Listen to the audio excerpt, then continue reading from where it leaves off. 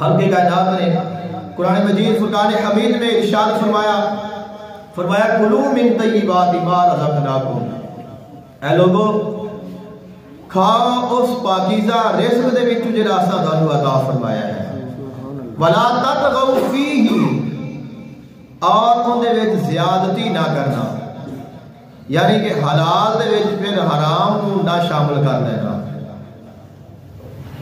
اگر تسا اس طرح کر لیا فَيَحِلَّ عَلَيْكُمْ غَضَبِي، پھر تواڈے اوتے اللہ دا غضب ہو جائے گا۔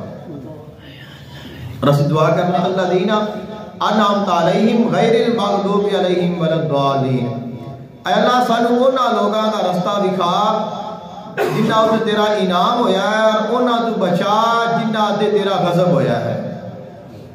تو اب وہ کون نے جنہاں تے اللہ دا غضب ہویا ہے؟ انہاں وچ ایک وہ بندہ ہے جڑا اپنے رزق حلال نو حرام کر کے کھاندا ہے۔ خلق کائنات نے ارشاد فرمایا ولا تطغوا فیہ، اب تسا حلال کھانا ہے اور اون دے وچ ہور کچھ شامل نہیں کرنا۔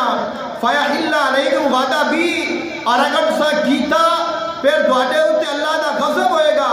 وَمَن يَحْلِلْ عَلَيْهِ غَضَبِي فَقَدْ هَوَىٰ، اور یاد رکھو جن دے تے اللہ دا غضب ہو گیا وہ ہلاک ہو گیا، وہ تباہ ہو گیا، وہ کبھی نہیں بچ سکے گا، کیونکہ جن دے تے اللہ ناراض ہو گیا ہے وہ اب کس طرح بچ سکتا ہے؟